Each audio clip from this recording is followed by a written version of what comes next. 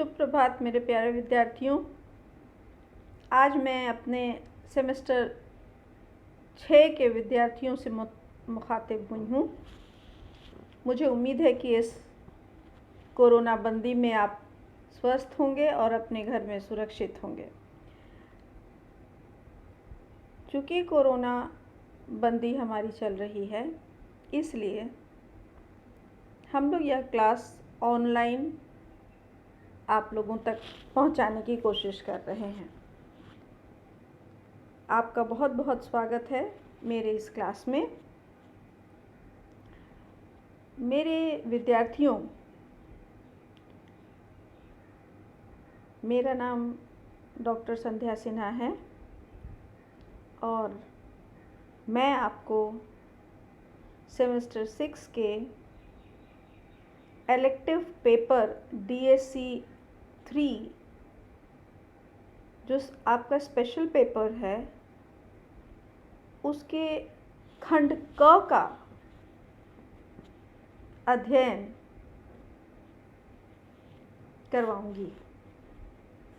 हम लोग साथ साथ देखेंगे इस पत्र को और इस पत्र में दी गई सामग्रियों का हम लोग अध्ययन करेंगे, उसका विश्लेषण करेंगे और उसके प्रश्नों का समाधान भी करेंगे। मेरे विद्यार्थियों, चलिए तब हम लोग आज की कक्षा में सबसे पहले इस बात पर ध्यान देते हैं कि आज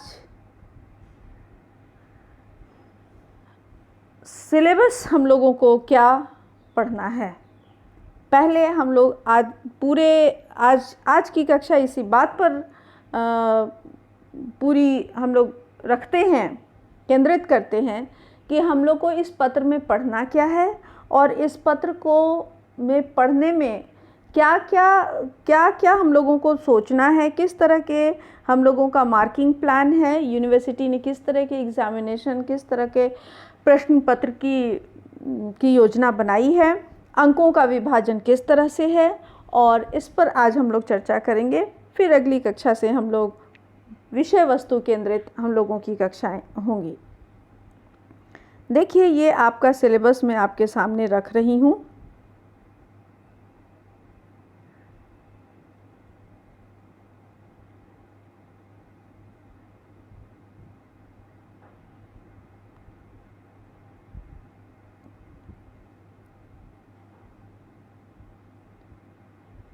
तो इस सिलेबस में यदि आप देखें तो आपको पता चलेगा कि ये देखिए, ये पूरा सिलेबस आपके पास है। मुझे उम्मीद है कि आपके पास सिलेबस होगा, लेकिन फिर भी हम लोग इसको देख लेते हैं। देखिए, इसमें 2 खंड हैं, खंड 1 क और खंड ख। खंड क में यह जो पूरा खंड क है वो पूरा अनुवाद आधारित है, यानी अनुवाद ही इसका केंद्रीय विषय है। हम और आप भाषा और साहित्य के विद्यार्थी हैं, तो हम लोगों को भाषा और साहित्य का एक बहुत बड़ा पक्ष होता है अनुवाद क्रिया। अनुवाद मतलब किसी एक भाषा से दूसरी भाषा में सामग्री को, लिखित या कथित सामग्री को परिवर्तित करना या रूपांतरित करना, इसको हम लोग अनुवाद कहते हैं। ये आप जानते होंगे, आप इसे बचपन से विभिन्न भिन्न कक्षाओं में आपने इसका अभ्यास किया होगा। तो ये अनुवाद आपका खंड क में है और खंड ख जो है वह है लोक साहित्य पर आधारित है। ठीक है, खंड ख के बारे में हम लोग चर्चा बाद में करेंगे। उससे संबंधित जो सूचनाएं हम लोगों को विश्वविद्यालय से दी जाएंगी, तब उस पर हम लोग उस चर्चा करेंगे। फिलहाल हम लोग चर्चा करेंगे अनुवाद पर, क्योंकि आपके प्रश्न जो हैं वो किसी एक खंड से ही आएंगे।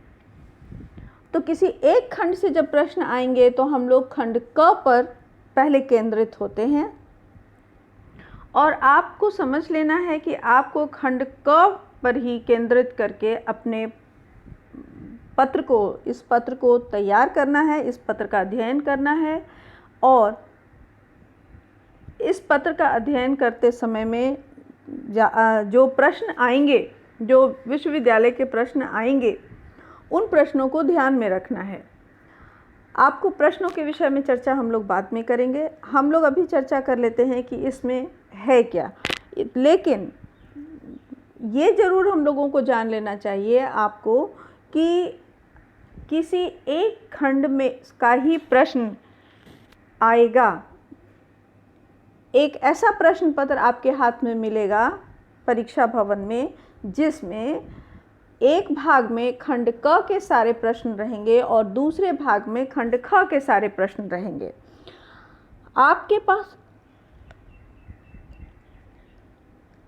पास यह विकल्प दिया हुआ रहेगा कि आप खंड क के सारे प्रश्नों का उत्तर दें अथवा खंड ख के सारे प्रश्नों का उत्तर दें। ऐसी स्थिति में आप खंड क के प्रश्नों का चयन कीजिएगा और खंड क के प्रश्नों के ही उत्तर आप दीजिएगा। ध्यान दीजिए, ऐसा नहीं होगा कि खंड क के 2 प्रश्न का हल आपने किया और खंड ख के 2 प्रश्नों का हल किया। ऐसे आपके उत्तर मान्य नहीं होंगे। आपको खंड का चयन कर लेना है। खंड क का चयन यदि आपने पढ़ते समय में किया है तो प्रश्नोत्तर करते समय में भी आपको खंड क के प्रश्नों का ही प्रश्नोत्तर करना होगा। तो इसका मतलब यह है कि आपको कोई एक खंड पढ़ना है और किसी एक खंड के ही प्रश्नों के उत्तर आपको लिखने हैं। हम लोग करीम सिटी कॉलेज के आप विद्यार्थी हैं और इस कॉलेज में पहले चरण में मैं आपको खंड क की पढ़ाई करवाऊंगी। तो खंड क में देखिए क्या है, अनुवाद है, इकाई 1 है। ये खंड क कुल 5 इकाइयों में विभाजित है। इकाई 1 है जो अनुवाद है, जिसमें परिभाषा और क्षेत्र और सीमाएं हैं।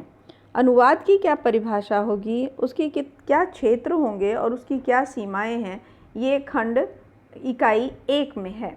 इकाई 2 में अनुवाद का स्वरूप है। अनुवाद के स्वरूप में हम लोगों को पढ़ना है कि अनुवाद कला है या विज्ञान है। हम लोगों को पढ़ना है कि अनुवाद जो है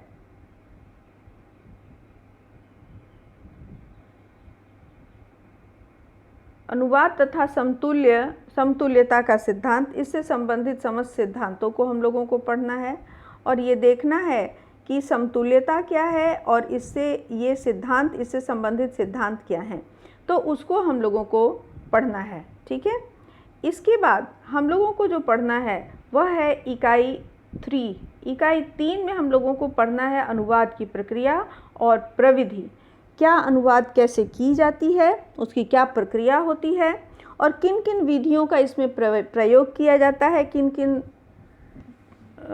तकनीकों का इसमें प्रयोग किया जाता है और उसका विश्लेषण भी करना। विश्लेषण करना मतलब यह सही है, गलत है, अच्छा है, ऐसे होगा, वैसे होगा, ये सारा विश्लेषण हम लोगों को करना है। ठीक है। इकाई 4 के बारे में हम लोग देखते हैं। इकाई 4 में अनुवाद के विविध रूप हैं। अनुवाद के विविध रूप में हम लोगों को पढ़ना है कि किस किस प्रकार के अनुवाद होते हैं। साहित्यिक अनुवाद होता है, कार्यालयीय अनुवाद होता है, भावानुवाद होता है, अर्थानुवाद होता है। इस तरह के कितने प्रकार के अनुवाद होते हैं और उन अनुवादों का क्या विशिष्टताएं हैं, इसको हम लोग इस इकाई में पढ़ेंगे। इकाई 5 में हम लोग अनुवाद की सार्थकता और प्रासंगिकता के विषय में चर्चा करेंगे। अनुवाद की क्या सार्थकता है और अनुवाद की क्या प्रासंगिकता है, इस पर हम लोग चर्चा करेंगे। देखिए, इसे ध्यान से देख लीजिए। अनुवाद का स्वरूप, कला या विज्ञान तथा समतुल्यता का सिद्धांत है। इकाई 3 में अनुवाद की प्रक्रिया और प्रविधि और विश्लेषण है। इकाई 4 में अनुवाद के विविध रूप हैं, साहित्यिक अनुवाद, कार्यालयीय अनुवाद और भावानुवाद। और इकाई 5 में अनुवाद की सार्थकता है। ठीक है। तो इस तरह से हम लोगों को 5 इकाइयों में ये पढ़ना है। इकाई 1 अनुवाद की परिभाषा, क्षेत्र तथा सीमाएं। इकाई 2 अनुवाद का स्वरूप, विज्ञान या कला। अनुवाद तथा समतुल्यता का सिद्धांत, ये जो सिद्धांत है इसको भी हम लोग चर्चा करेंगे इस पर। अनुवाद 3 इकाई 3 अनुवाद की प्रक्रिया और प्रविधि, और साथ में विश्लेषण भी हम लोगों को पढ़ना है। इकाई 4 में हम लोगों को पढ़ना है अनुवाद के विविध रूप, साहित्यिक अनुवाद, कार्यालयीय अनुवाद, भावानुवाद, ये भी हम लोगों को पढ़ना है, ठीक है। और इकाई 5 में अनुवाद की सार्थकता और प्रासंगिकता को हम लोग पढ़ेंगे। चलें आगे देखते हैं इसकी किस तरह से इसका अंकों का विभाजन होगा। अंकों के विभाजन को हम लोग देखेंगे तो देखिए, अंक जब आपके पास प्रश्न आएंगे तो सिर्फ एक खंड पर आपको प्रश्न को उठाना, यानी खंड क के प्रश्नों को उठाइएगा। आपके पास पूर्व के सेमेस्टर की तरह 10 प्रश्न होंगे, वस्तुनिष्ठ वैकल्पिक प्रश्न होंगे, जिसमें से कि जो प्रत्येक प्रश्न 2 नंबर के होंगे। उसमें विभिन्न विकल्प दिए रहेंगे और आपको किसी एक विकल्प को चुनना है। ऐसे प्रश्न पत्रों को आप अपने पूर्व के इम्तिहानों में, परीक्षाओं में आपने हल किया है। दूसरा इसमें प्रश्न का प्रकार रहेगा वह है 4 लघु उत्तरीय प्रश्न रहेंगे, जो कि 5-5, 10-10 नंबर के रहेंगे, और उनमें से सिर्फ 2 प्रश्नों के हल आपको करने हैं। ये 20 नंबर का होगा। और ठीक इसी तरह से तीसरा प्रश्न है जो 4 रहेंगे, दीर्घ उत्तरीय रहेंगे, और ये चारों प्रश्न 15-15 नंबर के रहेंगे, जिनमें से सिर्फ 2 प्रश्नों के उत्तर आपको करने होंगे। तो इस प्रकार ये 30 नंबर के रहेंगे। कुल अंक आपके 70 होंगे। और आपको पता है कि आपको इस प्रोजेक्ट वर्क बनाने के लिए दिया गया है महाविद्यालय में, और यदि नहीं दिया गया है तो प्रोजेक्ट वर्क ऑनलाइन मैं बता दूंगी आपको। और ये जो है ये आंतरिक मूल्यांकन आपका, आप कितनी मेरी कक्षा में आ रहे हैं, कितना आपने प्रोजेक्ट समय पर तैयार किया है, ये सारी बातों को लेकर के 30 नंबर के ये आपके प्रश्न, ये आपका आंतरिक मूल्यांकन 30 नंबर का होगा। तो इस तरह से कुल आपके अंक 100 होंगे, जिसमें 70 के लिखित परीक्षा आपको देनी पड़ेगी और 30 की आपको मौखिक परीक्षा, और साथ ही साथ आपकी उपस्थिति और आपने जो प्रोजेक्ट वर्क किया है उसको लेकर के आपके 30 अंक, वो मार्क्स आपको मिलेंगे।